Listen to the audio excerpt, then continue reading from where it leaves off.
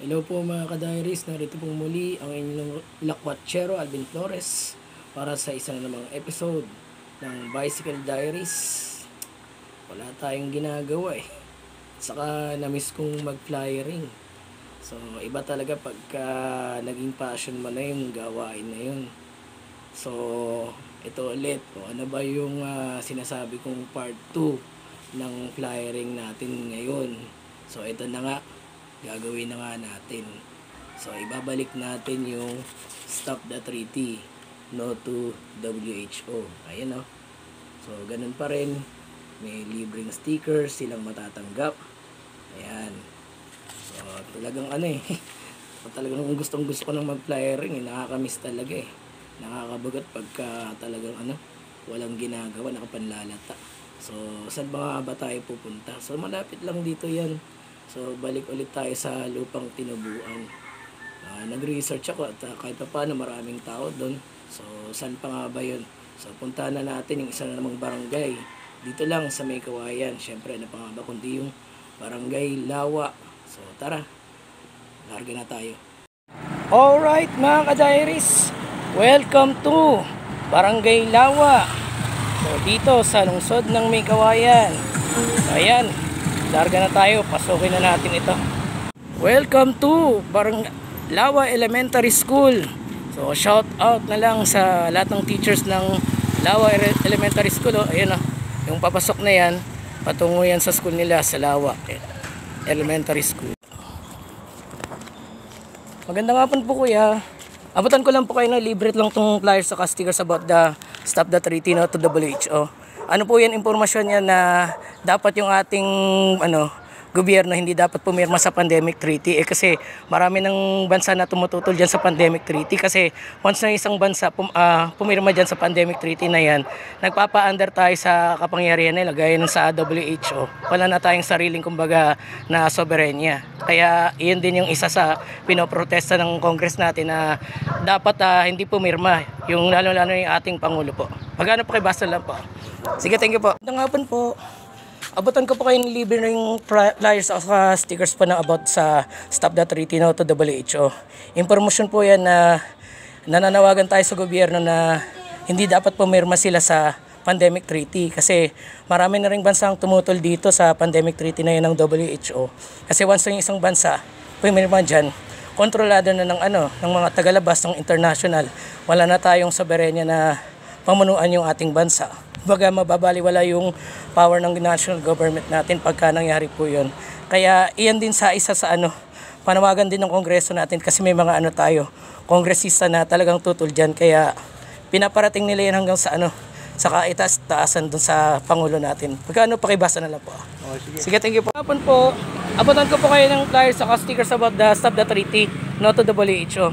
Panawagan po natin yan na yung impormasyon na pinapakalat natin na dapat yung gobyerno natin hindi dapat pumirma sa pandemic treaty. Kasi maraming mga bansa na tumutol dyan sa pandemic treaty na yan kasi yan yung pinamumunuan ng WHO. Once na pumirma yung isang bansa sa pandemic treaty, mawawala na ng kontrol yung isang bansa. Kumbaga, tagalabas na magkokontrol, wala na tayong soberenya na pamahalaan yung ating bansa. Kaya yung Kongreso din aware dyan na tutulan yung pandemic treaty at nananawagan sila doon sa ating Pangulo na huwag pumirma doon sa pandemic treaty ng WHO. Okay lang po. Magandang hapon po. Abutan ko po kayo ng flyers about sa Stop the Treaty No to WHO.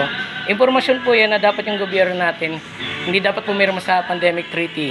Kasi delikado po yan, marami na ring mga bansa ang tumutol dyan. Yan din yung panawagan ng Kongreso natin sa Pangulo na huwag siyang pipirma sa pandemic treaty. Kasi once yung bansa pumirma dyan sa pandemic treaty, mawawala na ng kontrol yung ating bansa. Kumbaga wala nang soberenya. Pagkano pakibasa na lang po. Magandang hapon po. Abutan ko po kayo ng flyers at saka stickers about the Stop the Treaty No to WHO. Impormasyon po yan na dapat yung gobyerno natin hindi dapat pumirma sa pandemic treaty. Marami na ring bansa dyan na tumutol sa pandemic treaty ng WHO kasi once na pumirma yung isang bansa dyan, mawawala ng soberenya, mawawala ng kontrol po. Yan din ang panawagan ng Kongreso natin na huwag dapat pumirma yung Pangulo natin dyan sa pandemic treaty po. Pagka, pakibasa na lang po. Sige, tingnan the treaty no to WHO. Impormasyon po yan na dapat yung gobyerno natin hindi dapat pumirma sa pandemic treaty ng WHO. Kasi once na pumirma sila dyan, mawawala ng soberenya yung ating bansa. mawawalan ng control. Kumbaga, hindi na tayo independent. At saka, iyan din yung isa sa panawagan ng Kongreso natin na dapat yung Pangulo natin hindi dapat pumirma sa pandemic treaty. Marami na rin bansa ang tumutol dyan po. Magkano pakibasa nila po? Sige po, thank you po. Abutan ko po kayo ng flyers about sa Stop the Treaty, No to WHO.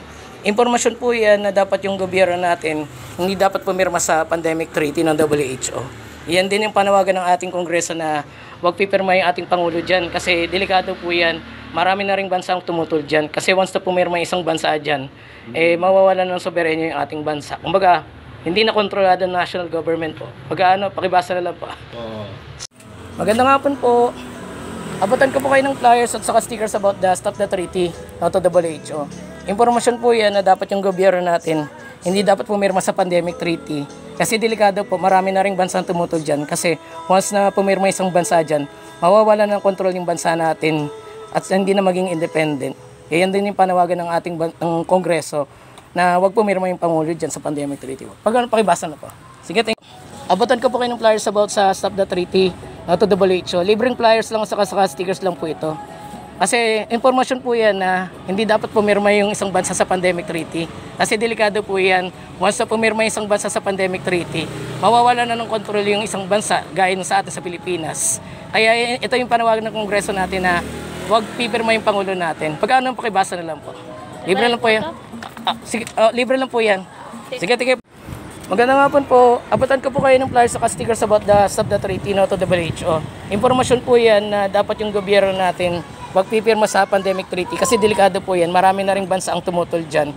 Kasi once na pumirma isang bansa dyan sa pandemic treaty na yung WHO, mawawala ng soberenya. Hindi na magiging malaya, hindi na control ng gobyerno natin. Pakibasa na lang po. Sige, thank you po.